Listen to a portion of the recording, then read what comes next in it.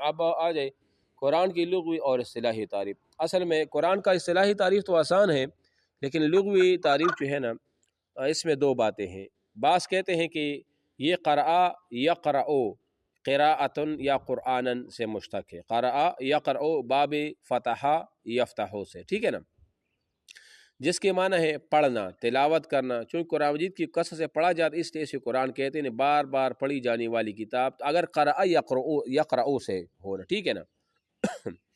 اور دوسرا جو ہے نا بعض کہتے ہیں کہ نہیں، یہ قرآن یقرن قرونن سے ہے، یعنی جس کے معنی ہے ملنا، تو چونکہ قرآن کریم کی آیات ایک دوسرے سے ملی ہوئی ہیں اس لیے اسے قرآن بھی کہتے ہیں۔ کچھ سمجھ آ گیا آپ کو؟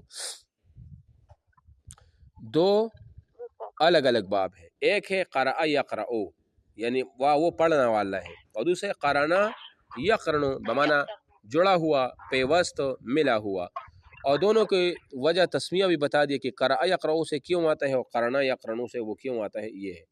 اور اصطلاحی تعریف یہ ہے کہ القرآن المنزل علی الرسول المکتوب فی المصاحف المنقول الینا نقلا متواتر بلا شبہ، یعنی یہ قرآن جو نازل کیا گیا ہے آپ علیہ السلام پر، اور اس کو لکھا گیا ہے مصاحف میں اور نقل کیا گیا ہے الینا ہماری طرف، نقلا متواتر تواتر کے ساتھ، بلا شبہ اس میں کوئی شک نہیں، پہلے سورۃ الفاتحہ اور آخر سورۃ سورہ والناس ہے۔ یہ قرآن کی اصطلاحی تعریف ہے، ٹھیک ہے نا، سمجھ آ گیا؟ اب یہ تو ہو گیا قرآن کریم کے نام اور وجہ تسمیہ۔ اصل قرآن کریم کے کل 5 نام ہیں، کتنے ہیں؟ 5 ذاتی، جو ذاتی نام یہ کہتے ہیں القرآن ہے، الفرقان ہے، الذکر ہے، الکتاب ہے، التنزیل ہے، ٹھیک ہے نا، یہ ان کے بارے میں یہی کہا گیا ہے۔ اور بعض جگہ پر یہ بھی ہے کہ قرآن کے ٹوٹل 56 نام ہے، 55 صفاتی نام ہے، اور ایک جو ہے نا اس کا ذاتی نام ہے جو کہ القرآن المجید ہے۔ لیکن بعض جگہ پر یہ بھی ہے کہ قرآن مجید کے کل 5 نام ہیں، وہ القرآن، الفرقان، الذکر، الکتاب، التنزیل، یہ ہے۔ تو یہ دونوں باتیں آپ ذہن میں رکھ لیں، اگر دونوں بارے میں پوچھا جائے تو آپ لوگوں کو دونوں آنی ہو چاہیے، ٹھیک ہے۔ اچھا جی، نازل ہونے سے پہلے قرآن مجید کہاں رکھا ہوا تھا؟ قرآن کریم دراصل اللہ کا کلام ہے، اس لیے ازل سے لوح محفوظ میں موجود ہے، جیسا کہ خود قرآن کریم بل ہوا قرآن مجید فی لوح محفوظ، بلکہ بڑی شان والی قرآن مجید ہے جو لکھا ہوا ہے لوح محفوظ میں۔ اب یاد ہوگا آپ لوگوں کو ہمارے میل ٹیسٹ میں بھی آیا تھا نا کہ انزال اور تنزیل میں وہ کیا فرق ہے، انزال اور تنزیل میں وہ کیا فرق ہے۔ دیکھو، ایک ہوتا ہے انزال باب افعال سے، اور ایک ہوتا ہے تنزیل باب تفعیل سے۔ وہ سوال آپ یاد ہوگا کہ انزال کا معنی ہے کہ یکمش نازل ہونا، ٹھیک ہے نا، یعنی ایک ساتھ نازل ہونا، اور دوسرا تنزیل کا معنی ہے یعنی تدریجاً تدریجاً نازل ہونا، یعنی وقت کے تقاضے کے مطابق آپ علیہ السلام پر وہی تقریباً 23 سال کے عرصے میں جو نازل ہوا اس کو تنزیل کہا جاتا ہے۔ کیا کہا جاتا ہے؟ تنزیل وہ کہا جاتا ہے۔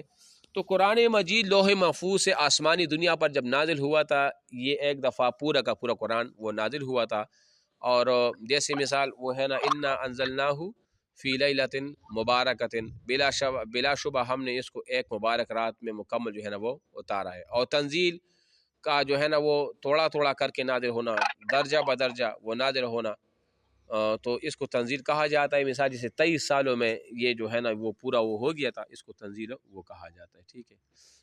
تو یہ تو ہو گیا دوسری نزول کی ابتدا، کہ دوسرا نزول جو ہے نا وہ تو سب کے ہاں متفق علیہ ہے کہ یہ تدریجی ہے۔ پہلے تو آسمانی دنیا تک نازل ہوا لوح محفوظ سے ایک ساتھ تھا، جو دوسرا تھا وہ تدریجی تھا، ٹھیک ہے۔ اچھا، پھر یہ کہتے ہیں قرآن مجید کے سب سے پہلے نازل ہونے والی آیات ہے، تو وہ سورہ العلق کی 5 آیات ہے۔ اقرأ بسم ربک الذی خلق، خلق الانسان من علق، اقرأ وربک الاکرم الذی علم بالقلم، علم الانسان ما لم یعلم۔ یہ کچھ 5 آیات ہیں ابتدائی طور پر جب آپ علیہ السلام غار حرا میں تھے، اور جبرائیل علیہ السلام اگر آپ نے فرمایا کہ ما انا بقارن، میں تو پڑھا ہوا نہیں ہوں، میں تو نہیں جانتا کہ آپ علیہ السلام کو جبرائیل 3 دفعہ دبایا سینے کے ساتھ۔ کتنی دفعہ دبایا؟ 3 دفعہ، اور 3 دفعہ کے بعد انہوں نے کہا اقرا، تو پھر وہ شروع ہو گئی، اور یہیں سے شروعات وہ ہو گئی، ٹھیک ہے۔ اب آپ آ جائیں مکی اور مدنی آیات، مکی اور مدنی وہ آیات، تو یہ صفحہ نمبر 26 پر 27 پر آپ دیکھیں، قرآن کریم کی صورت کے ناموں کے ساتھ مکی یا مدنی لکھا ہو، جیسے سورہ الفاتحہ مکیہ یا سورہ بقرہ مدنی وغیرہ۔ مکی مدنی آیاتوں کا صحیح مفہوم اکثر مفسرین کے صراح کے مطابق کہ مکی آیات وہ ہے جو آپ علیہ السلام پر مدینہ طیبہ ہجرت کرنے سے پہلے نازل ہوئی، اور مدنی آیات وہ ہیں جو آپ علیہ السلام مدینہ طیبہ ہجرت کرنے کے بعد وہ نازل ہوئی۔ یہ ایک اصطلاح ہے نا کہ کبھی ایسا ہوتا ہے ہجرت سے پہلے والی جو آیات ہے نا اس کو مکی آیات کہا جاتا ہے، اور ہجرت سے بعد والی اس کو مدنی آیات۔ کبھی ایسا بھی ہوتا ہے کہ اگر ہجرت کے بعد کچھ آیاتیں بے شک مکہ میں نازل کیوں نہ ہو لیکن ہجرت کے بعد ہو تو اس کو وہ مدنی آیات وہ کہا جاتا ہے۔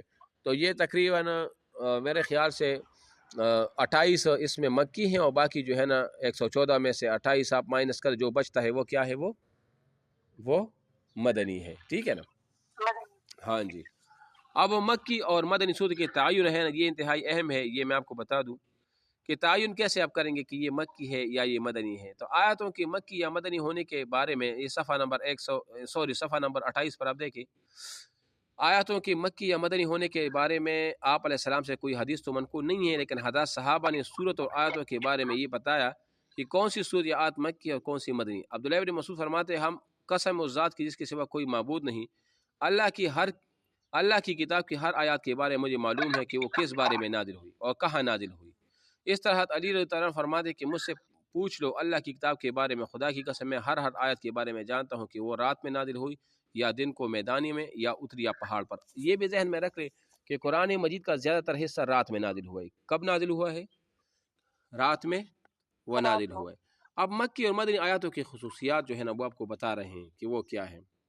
دیکھو بات کو غور سے سنیں، یہاں پر جو پہلے ہر صورت میں جو لفظ کلا آ جائے نا، ہرگز نہیں، لفظ کلا، تو یہ مکی صورت کی پہچان ہے۔ لفظ کلا کس صورت کی پہچان ہے؟ مکی صورت کی پہچان ہے۔ اور لفظ کلا قرآن مجید میں ٹوٹل کتنی دفعہ آیا ہے؟ 33 دفعہ۔